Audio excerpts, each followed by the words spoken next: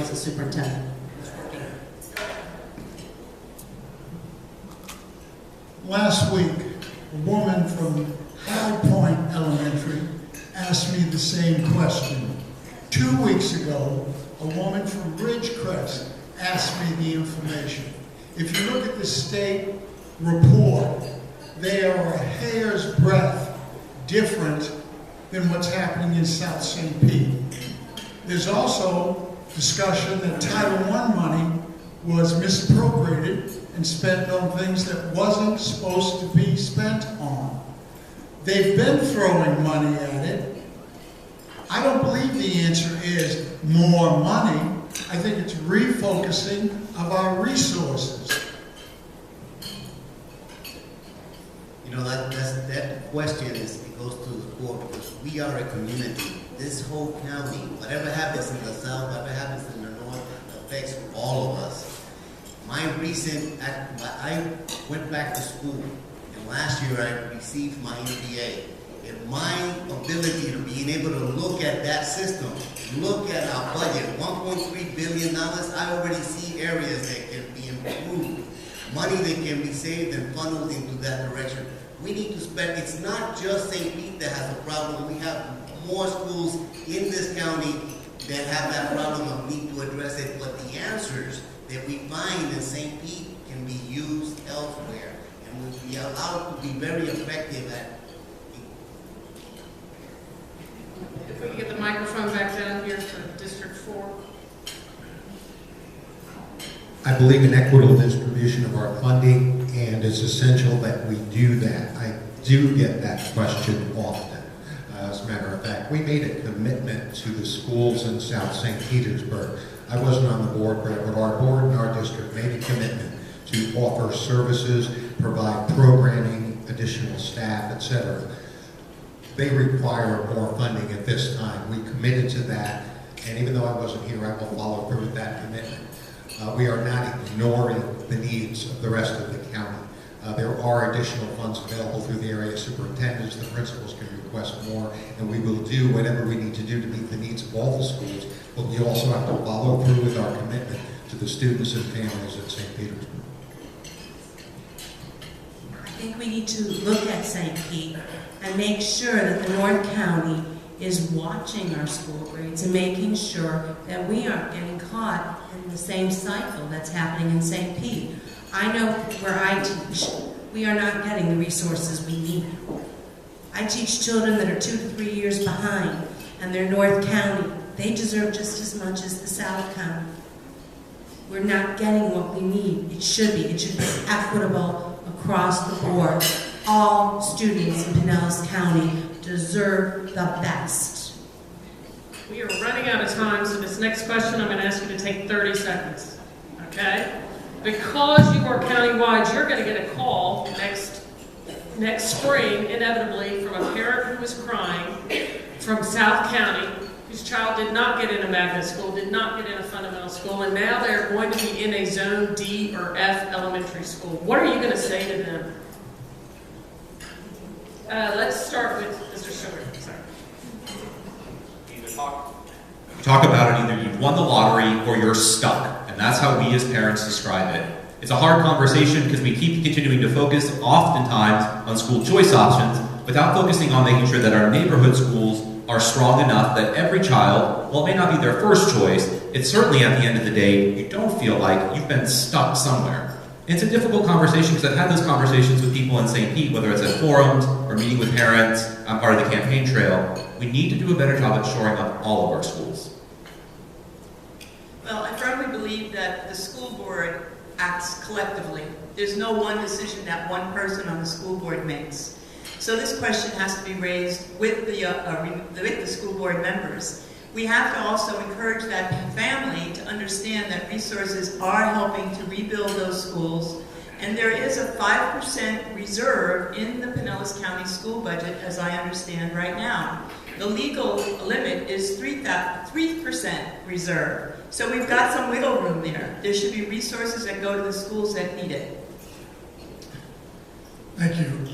I think what Matt had to say was good in a perfect world, but unfortunately, it is what it is. And if parents are frustrated because of the school that they're zoned for, then it's incumbent upon the resources we have as a school board to make sure that we put the resources necessary to bring those schools up to speed.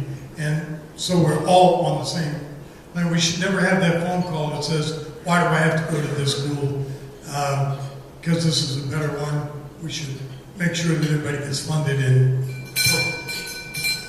And here we're going to have a few lightning rounds before we turn it over to you, Tigers, to ask your questions. Let's start with Mr. Santana. Busing has always been the excuse for why high schools cannot start later in Pinellas County. Is that the end of that conversation, or are you willing to talk about changing high school start times? Yes or no? Is that a yes or no answer? Yes. Are you willing to talk about changing high school start times? Yes, or no? Yes. Yes. Yes. Yes. Yes. Yes. Yes. Do you support allowing teachers to carry concealed weapons in the classroom? Let's start on this end. No. No. No. No. No. Yes. No. In one or two words, once you are elected, have the power and the influence of going to Tallahassee and advocating with our state legislators who dictate so much of what happens in our classrooms. What is the top issue you will talk to Tallahassee about next spring? Let's start with you, and we'll go over it. Top issue with legislators. This testing. Okay, one quickly. Funding, testing, charter schools. Ditto. Money and support for the politician. More funding without the strings. What is your top issue before the legislature next spring as a school board member? Leave us alone. Early childhood education. Testing. The school district recently, for the first time in a long time, borrowed money to accelerate some capital maintenance and construction needs. First time we've done this in a long time. It's in part because the state has changed its formula, and Pinellas, with flat growth, it hits even harder. Was the school board right to borrow money for these improvements? Let's start with Mr. Santana. Yes. No. Yes. Yes. Yes. Yes. Yes. Yes. And then lastly, when were you last on a public school campus in Pinellas County, and why? When were you last on a public school campus in Pinellas County, and why? Yesterday. My wife, who's here, is a teacher, and I'm helping her with preschool. Joanne? I was on campus about last week to wish a colleague best of luck for her last year teaching in Pinellas County schools. About 2 weeks ago to pick up my 13-year-old son from the Summer Bridge program. Yesterday, getting my classroom ready for the new year. Last week, 2 events at Largo High School. One was the welcome back to administrators and teachers. Second was a Pinellas Education Foundation event. Last week, the same event at Largo High School for the kickoff for the school year. Delivering cereal for the summer program for the kids to eat. It was 3 weeks ago when I picked up 3 of my 10 grandchildren from school. Okay, with that, we're going to open it up for questions. You have no more than 45 seconds to frame your question, preferably even briefer. Just some of the topics we haven't touched on: charter schools, special education. We barely touched on busing. There's just tons of them out there. So please, and candidate, we ask that you frame the question to one race, if you could please, and or to one candidate. Okay, just to limit this. Yes, sir. Jim Gillespie, you mentioned mostly bad things about the system, improvement, and a few good things. Tell me what your level of confidence is in Superintendent Grego if you're elected to the board, and whether or not you will give him the latitude he thinks he needs. This is the biggest district of the big districts that has the fewest DNF schools, and it has turned around the infamously called factory schools, so 3 of them have been removed. What would you let Dr. Grego do, since he does seem to have a plan? Who do you want that, who would you like? The entire... Can we get it to just one, could we start with maybe the district-wide, just so someone else, because that's going to take 10 minutes to answer. Well, your question is at the same time.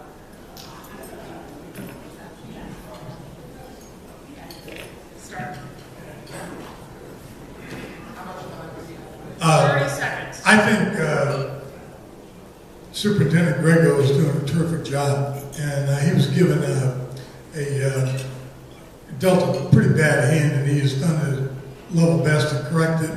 And I think that we're on the right path. And the incentive, I think, is he has already put out. He knows the direction we need to go, and I think he's implementing what needs to be done in order to reach those goals. And I think what we need to do is make sure and monitor him and make sure that those goals are not only attainable but are achieved.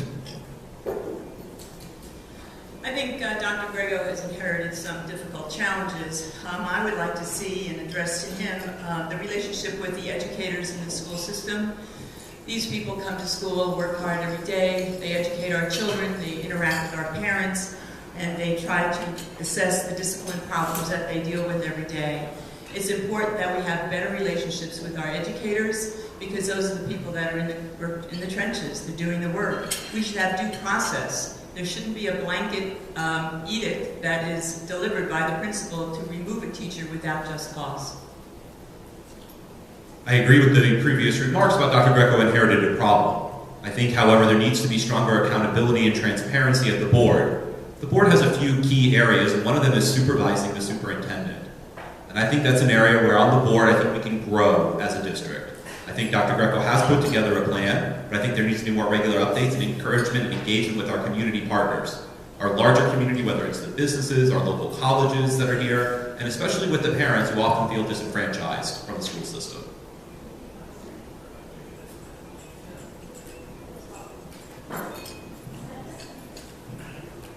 Dr. Grego is doing a fair job, but I agree with Ms. Lentino that we should not have this terrible relationship with the people that deal with your children. Morale has never been as low as it is this year in the county. I led the Just Let Us Teach rally in October, where parents and teachers were just in tears over how they're being treated. That's the foundation. And he needs to wake up and work with us.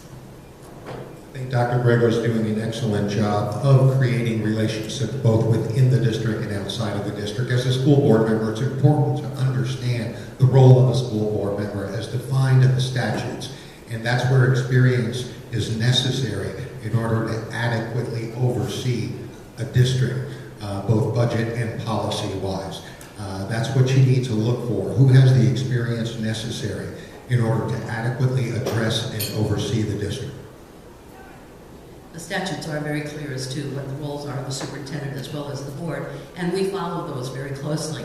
Dr. Grego is doing an outstanding job, and we have a great working relationship where at least once a month we spend a full day looking at what is going on in the schools, what recommendations are heading to us, how can we give our input so that we are directing also what is happening, and then he goes out and implements it. We have a terrific working relationship right now, and we are seeing fantastic results.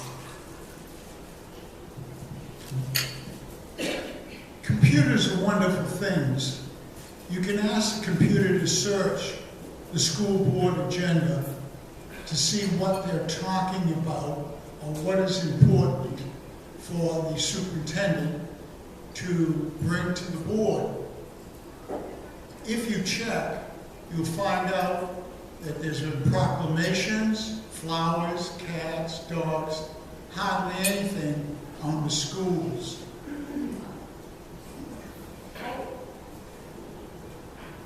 Questionable. I believe that Dr. Grego has had much latitude and much freedom in action. And as a school board member, he being a direct employee, it is important for us to be able to give him the feedback as to the areas that we think are important, what he needs to focus in, and that is the role that I will take. It is essential that we make sure that he brings in all of the individuals, the teachers, the parents, everybody on board, and to communicate with them properly. Thank you. I see Art's hand back there. Art O'Hara, Art Club Joe here. I guess it was asked just one race, so Joanne and Tino, since you're the only one that mentioned early childhood, I'd like, getting kids ready for school is key for them being successful in school. I'd like to hear how you would increase that, since the school district really doesn't go any younger than 3, and there's tons of early childhood providers in the community that may or may not be as high a quality as they should be, but I'm interested to see how, as a board member, you would propose increasing the school readiness of those kids entering kindergarten. Is that for one candidate only, or would you like all 3 of them? I like all 3. Okay, yeah, we can all 3 in that race.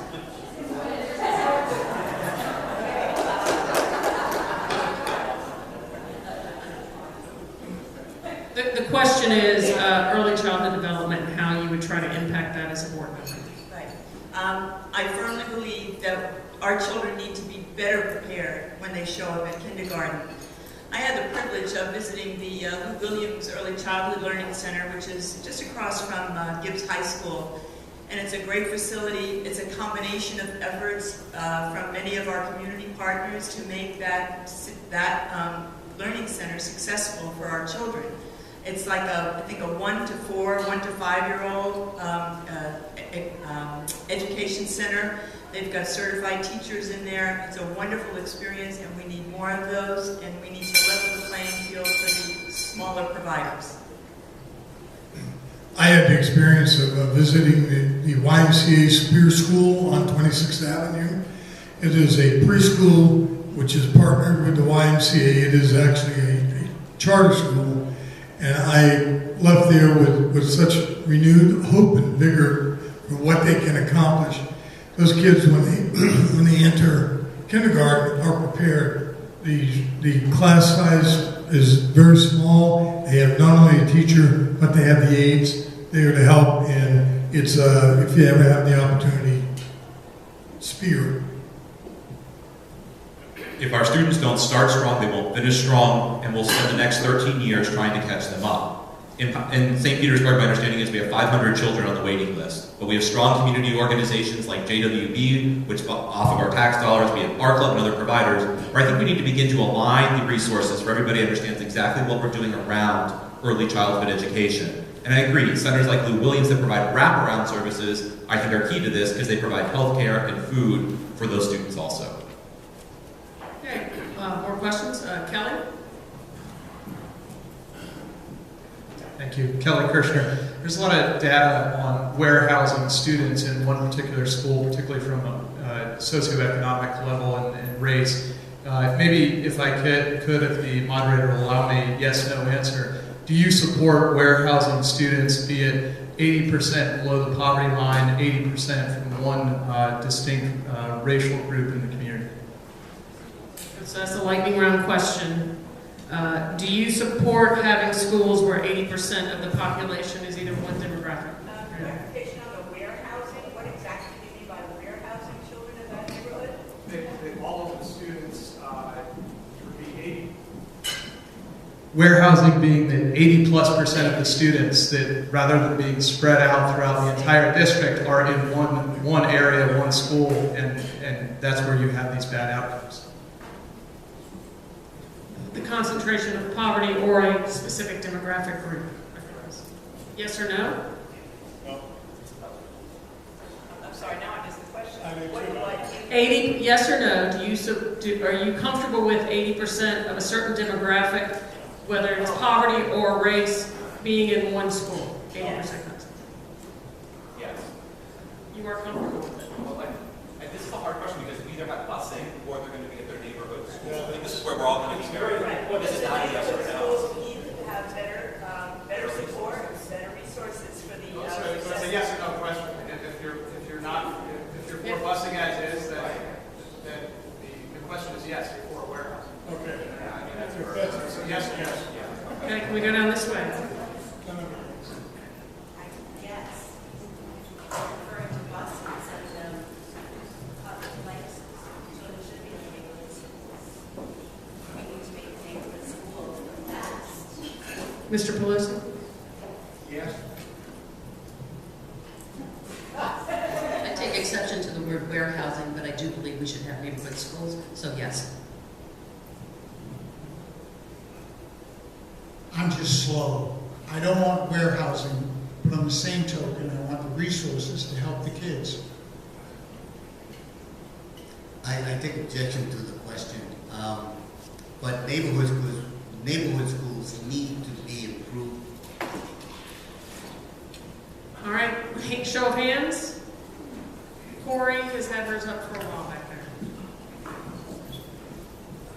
there. Hi, I'm Corey Adler.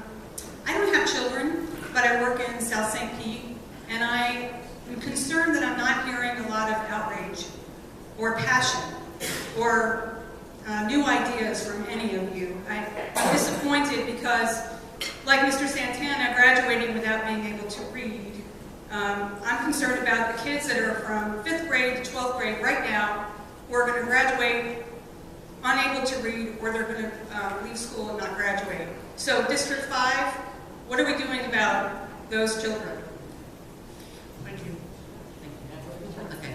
Our graduation rate is the second highest in the state of Florida. We're at 78%.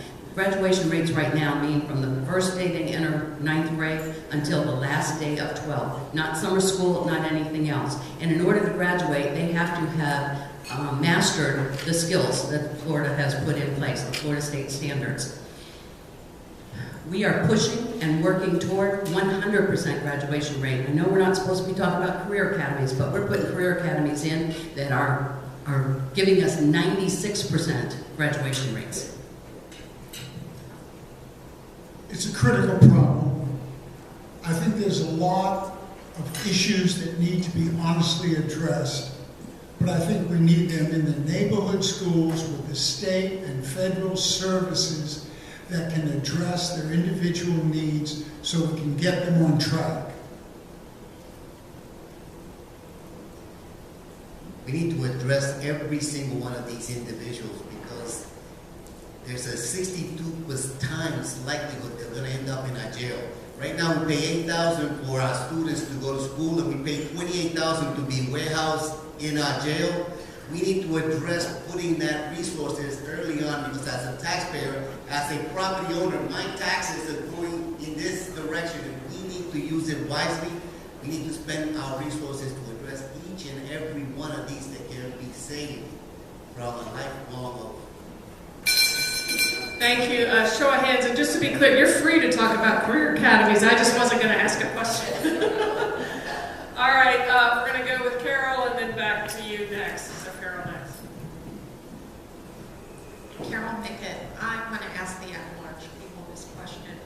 Having attended a number of COPEPS meetings and involved in the Edible Peace Patch project in the elementary public schools on the south side, what I hear from attending all those meetings is about systematic racism. And none of you have addressed this issue, that talking about needing more resources, but there's something deeper here. The view that Southside schools have systematic racism, and that's why they aren't any good. How are you going to address that and change that? Why don't we start with Mr. Stewart? We'll go down the row. When I was at Enoch Davis for our last forum, I talked about this particular issue, ma'am, and I think what we need to have is honest conversations in our community that begin to address what is racism, whether it's obvious racism or enculturated racism where we see it. But we need to have those conversations in our community, because not talking about it, trying to sweep it under the rug, is not helping us as part of this. I also think that we need to have better training for some of our teachers in our schools. It may not be that you're familiar with the local communities. And while I applaud the board for bringing in new teachers and new individuals, it's a long road to build trust with those people when you're brand new. It's a big topic, and I think it's going to be difficult to put it all in a nutshell. nutshell in a small amount of time. But I think it's important that diversity increases in our teaching staff and our overall staff in the schools. We have, from my experience sitting in a COQUEBS meeting one day, the question came up about where is that EEO person that's supposed to encourage diversity in the schools, and we were told that that position was now handed over to HR. And the comment was, well, now you have a person in HR doing 2 jobs. Where are the resources for a single person to start developing more diversity in our schools? And I think that's one beginning. It all, I think, is based on trust and relationships.